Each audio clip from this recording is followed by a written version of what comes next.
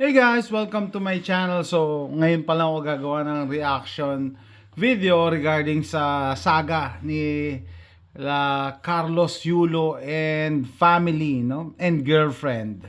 Anyway, so by this time siguro aware na kayo ng nangyari. Ang problema, nagsimula lahat 'yan ng nag-post yata yung nanay niya, si Mrs. Angelica, no? Regarding sa situation nilang mag-ina, no? Sitwasyon nila. So nagkaroon tuloy ng glimpse yung mga marites, ano, yung mga Pinoy about dun sa relationship nila. So basically nangyari, meron silang samaan ng loob mag-ina and nagugat to sa pera. Pera, no? So marami tayong matututunan dito, no? Na pagdating sa pera, walang kamag-anak, walang nanay-nanay, walang anak-anak. Okay? So ang accusation kasi is yung nanay, Miss Angelica, ang humahawak ng pera kasi syempre, ano pa siya noon, hindi pa adult si Carlos, no? Si Kaloy at that time. And ang dating is wala siyang control kundi yung nanay niya. And ang pangit na word is parang ginagastos pala ng nanay niya, hindi niya alam, parang gano'n, o nilulustay yung pangit na word eh. Okay? So, nagpa-interview ngayon to sumagot ngayon to si Kaloy nung after niyang manalo ng mga 2 gold medals. At mga sagot ng nanay ko po sa mga interviews niya po. Unang-una po yung 70K na incentives po na Yan ang pangit eh, no? Ito na mismo yung mali eh. Mali na yung ginawa ng nanay mo na nagpa-interview o nag-post online sa social media, tapos ikaw ganun din ginawa. No? Naalala ko dati, hindi ko makalimutan, meron akong nakasamang puti na nurse, no? Charge nurse namin dati. Sabi niya, don't post your dirty laundry on the internet or social media. Kasi walang may gustong makaalam niyan yung mga problema niyo yan. Lahat tayo may problema na eh. Ba't binabalandra niyo yung baho niyo? Parang ganun. No? Anong purpose mo? I mean, si Kaloy, hindi ba nag-iisip, adult ka na, Kaloy, na, by doing this, pag pinapasama mo yung image ng nanay mo, di ba, kasama ka din doon? Kasi anak ka eh. Di ba? I mean, sino ba mananalo? Wala, pares kayong talo dito. Sabi niya from World Championships 2021 po. Unang-una po, 2022 po yun. At hindi lang po 70K yung na-receive ko po doon. Alam ko, 6 digits po yun. Dahil 2 po yung nakuha kong medalya. After nun, so parang inaakusahan niya yung nanay niya na nilulustay yung pera niya, no? Syempre nag-react na, nahati na ang mga netizens diyan. Maraming kumampi kay Kaloy, marami rin kumampi sa nanay.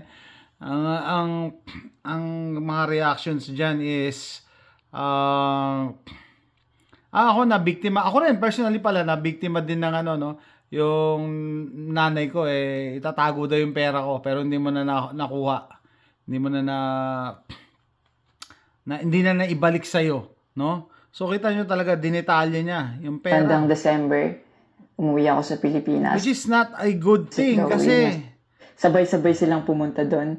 Actually, nagulat pa yung or nakalagay sa contract. Oh. Diba? So yan, ini-explain niya yung so I mean, sino panalo dito? Nilabas mo yung baho ng nanay mo, yung nanay mo ganun din sa iyo. No, sabihin na natin na may mali yung nanay mo, pero bakit kailangan ilabas? No, bakit hindi nyo ayusin sa loob ng pamilya nyo? So, may mga magtatanggol, syempre, nag-react lang siya, ganyan. But then, yung doing the wrong thing, after a wrong has been done, will not make it right. Hindi niya maitatama kung ginawa mo, mali din. 'Di ba? And tignan nyo, ang dito is isang notable na scene is yung supposed to be girlfriend pa lang niya, yan, girlfriend niya pa lang. Bakit palaging nandyan, no? Yan, nasa likod niya pa talaga. May message to na may message to na gustong iparating, no? And tingnan natin, try kong bumasa pa kung meron pa mga comments dito. Against sa ina na lover of money, money is a terrible master. Okay. So, ano pa ba? Only the face. I'm a mother too, but in my opinion, and based on her action, his mother lacks respect for her son, and she's jealous in any relationship. It takes two with her disrespectful behavior. Walang respect. Pero, di ba si Kaloy hindi rin nag-respect sa nanay niya? Actually, hindi rin ni-respect ni Kaloy yung privacy ng pamilya niya eh. So, hindi nyo pwedeng ibato dun sa isang side lang. Why when it comes to money, the family never counts net worth being a family? Why social media? Yan, tama. Why to be more popular? Bakit nga naman sa social media nilalabas? No need to explain that to social media. That is very personal and private case which can be talked to all concerned. Your integrity, dignity as a son is the most important. Whether your mother is right or wrong, she's still your mother. Remember, yeah, okay?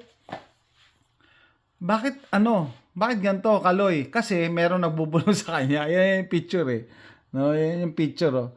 Mother is mother, nobody has the right to judge his mother. Tama. No, ako mag-a-agree ako diyan kahit hindi ako mother, no? Mali yung nanay niya, pero mas mali ang ginawa ni Kaloy. And tingnan niyo yung picture na yung girlfriend niya nasa likod niya. Anong image to? 'Di ba? Mamaya may analyze natin yan. Yan yung gusto kong ibigay sa inyong input.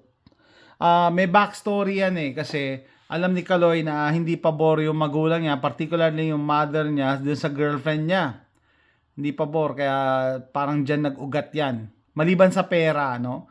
Maliban sa pera kasi yung mother niya in-explain naman, yung pera mo ininvest natin, binili natin ng bahay, ganyan. I mean, kung ikaw yung mother, kailangan mo bang i-justify? Siyempre, gagawin mo rin talaga yung makabubuti, no? Para sa anak mo, para sa pamilya nyo, no? And eto pa, basa pa tayo ng konti pang comments. Family issue must be kept privately. Dapat inyo na lang yan. Basta talaga yan. Si ate girl dapat maging good example siya ng humility. It seems nagiging cause din siya ng problem. Yeah, in terms of the girlfriend, parang ang tapang niya pa sumagot. Well, family problem to. Excuse me, hindi ka pa pamilya. Girlfriend ka pa lang at this moment, no? Alam ko magpapakasal na sila, pero at this moment, hindi ka pa part ng pamilya nila. No? Girlfriend ka pa lang. Lang kasi at the time, pwede ka pang palitan. Pwede hindi pa kayo magkatuluyan, pero balita ko magpapakasal na. Buntis na daw. Talagang, ano na to? mamaya. Parents may not be perfect, but they will always love you more than anyone else could ever, period. Kaya ako, yan talaga, dahil ako parent ako no? Kahit malampasan mo na to, ibig sabihin matapos na tong issue na to, yung parent, no? Hindi ka pa rin yan matitiis bilang magulang. Hindi ka matitiis yan. Pero looking at this, may nagbubulong sa likod mo, hindi natin alam. Anyway, meron tayo, ayan. Ito pa. Ito maganda tong punto na to, no? Kaloy Gaming. Nakalagay, you can support your loved one behind the scene. Ibigay mo na sana yung spotlight sa nanalo. Hindi yung nakikishare ka pa ng limelight or sana yung coach na ang sinama sa interview para at least man lang nakapag-share pa ng mga pinagdaanan ng training. Honestly, pares lang may problema yung nanay ni Kaloy at itong jowa niya. Hindi naman sa hater ako ni girl, gets ko naman na may ambag din siya. Tama, may ambag naman si girl, pero come on, it's not about you. Parang pumapapel na masyado no? Pwede ka mag-support, mag-backseat ka, no? Or sa background ka lang. Pero kita mo, nakapronta siya palagi and lahat ng interview, yung kanina very intimate dahil nasa loob ng kwarto, nasa kama pa, tapos magkatabi. No, anong gusto niyang message, 'di ba? Hindi naman may ambag din siya, nagbibigay din ng emotional support kay Yulo. Pero sana matuto tayong lumugar. Yan ang nakikita ko dito, no? So, ang feedback ng mga netizens, no, nakita ko rin na parang etong girl na to is manipulative, no? Masaktan na kayo kung pagtatanggol niyo to, pero parang manipulative siya. Minamanipulate niya yung situation, minamanipulate niya si Kaloy against his own mother. Kasi yung problema nila sa pera, pera lang yan, masosolve yan eh. Pero pag hinaluan mo ng factor nito, na merong ibang bumubulong, may ibang o may extra na hindi naman kapamilya, mas lalaki talaga yan. Imbis na maging peacemaker siya, na pagbatiin niya yung mag-ina, siya pa yung parang nakita ko yung interview nito, nung girlfriend, matalas din yung dila nung sumagot. 'Di ba? Parang talagang ready makipag-away sa hindi niya pa biyanan, na at that time hindi niya pa biyanan, no? Nasa lugar naman, 'di ba sabi nga lumugar siya. Nasa lugar naman yan siya sa tabi ni Kaloy. Diyan po talaga yung lugar niya with matching shorts, no? Grabe pati magdamit, no? I understand na social media personality ka, pero dapat alam mo yung lugar mo, no? Ang tawag nga ng mga Amerikano diyan, don't steal my thunder. No, this is my moment. This is about me, hindi sa'yo. Pero palagi niyang ini-insert yung sarili niya. 'Di ba? Parang nagka-capitalize siya sa kaguluhan, parang ganoon, imbis na pagbatiin niya. And ang feedback talaga ng mga netizens, parang itong babaeng to manipulative. Parang yan din yata yung ayaw nung nanay niya. So, diyan tayo papasok doon sa aking i-insert dito. Ito ang pumasok sa isip ko Johari's window, no? Kasi pag tinanong mo si Kaloy, sasabi, laki ng pasalamat ko sa girlfriend ko, tungkol sa mental health ko, bla bla bla. Okay, sige, nandun na. Pero, inalam mo ba bakit ayaw sa kanya ng nanay mo or ng ibang tao, na bakit sinasabi nila na manipulative tong babaeng to? Hindi, kasi hindi niya nakikita yon. So, dito papasok yung tinatawag na Johari's window. Is a technique designed to help people better understand their relationship. So, napag-aralan namin to sa psychiatric nursing, no? Ano tayo ng magandang example? Ayan, ito, magandang example to. Palakihin natin. Hopefully, mapalaki ko.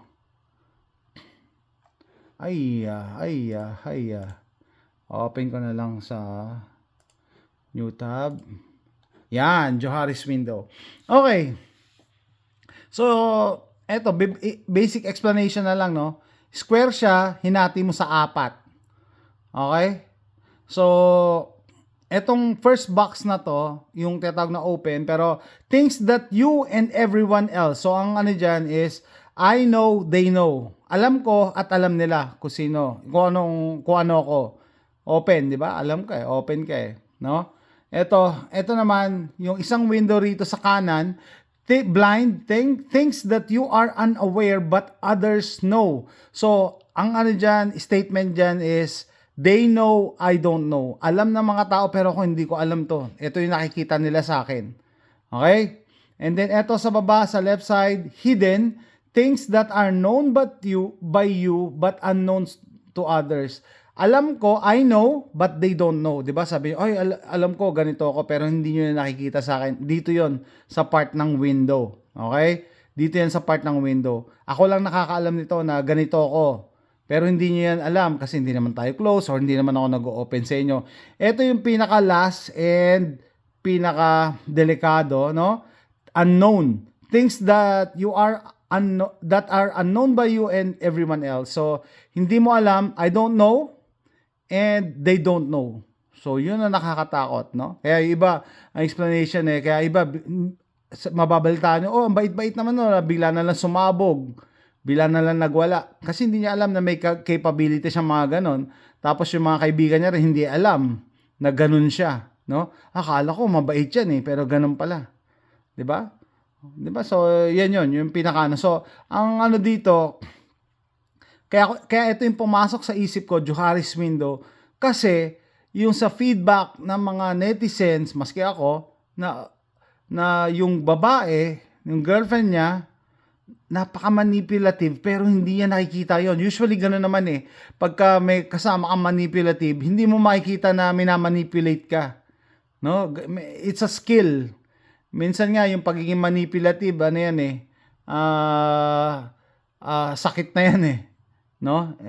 Diyan sila nakaka-derive ng power, no? Pag nakaka-manipulate sila ng mga tao, ma-observe mo sa ano sa mga interviews, 'di ba?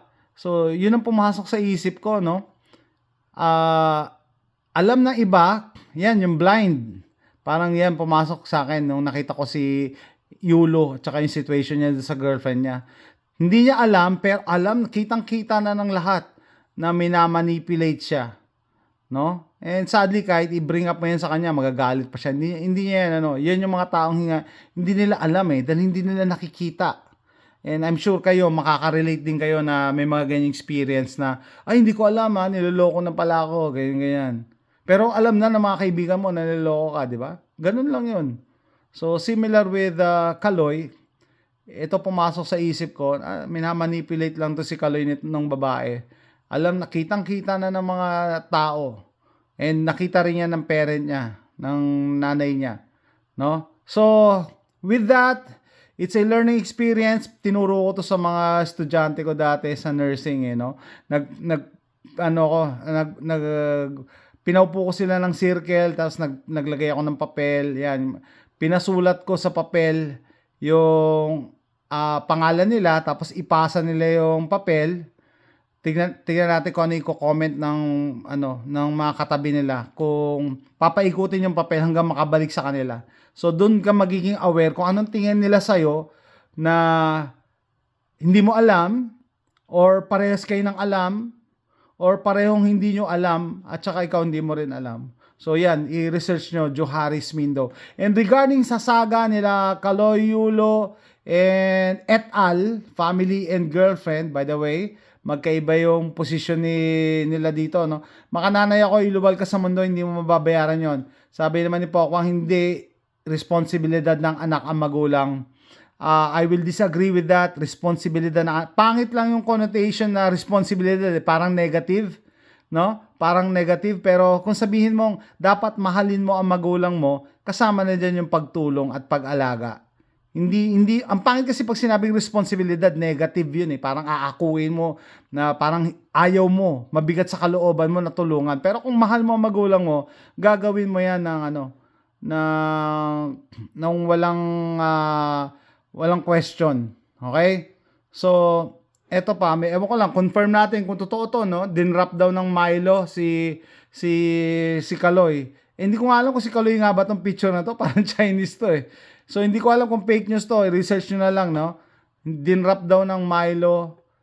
So, hindi na daw nila endorser kasi hindi raw nila nagustuhan yung image, CEO ng Milo nagsalita na sa pagtanggal kay Carlos Yulo sa Milo.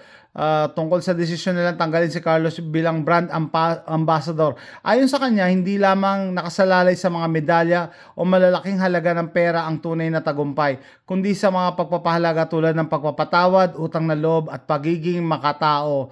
So, yan, I agree with that, pero sa picture, medyo duda ako kung sila yan. No? So, and duda rin, and hindi ko rin ma-confirm kung totoo nga din rap ng Milo. Pero, yun nga, dadagdag ko pa yung comment ng kaibigan ko, si Tokayo Jason, na tiyangko ko. Sabi niya, I will not look